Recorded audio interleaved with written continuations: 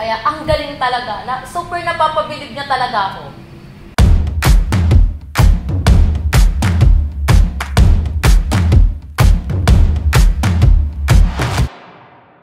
I'm Zen Lopez at ito ang aking kwentong salveo.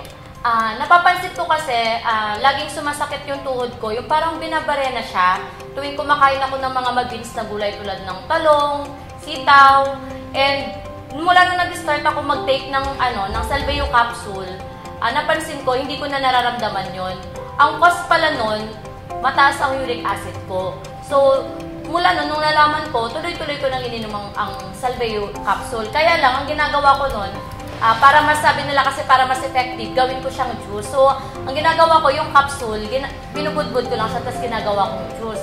Ngayon, nung nagkaroon ng salveo jar, mas pinili ko to kasi mas nakakatipid ako dito. So, kaya ngayon, ang ginagawa ko dito, parang ito na rin yung tubig ko araw-araw. So, kaya lagi ko siyang baon pag nasa office ako. And meron akong tumbler para every time na nauuhaw ako or gusto kong uminom, yun na lang yung ininom ko. And ang maganda, dahil marami na siya, parang pang-pamilya na siya, pati ito yung baby ko dinadamay ko na yung minsan yung dede niya nilalagyan ko ng barley para masanay na din siya.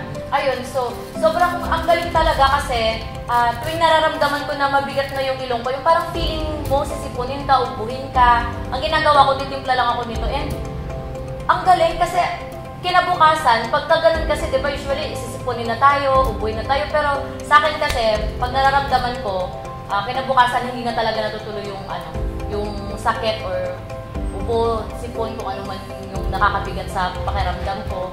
At yun ang aking kwentong salve.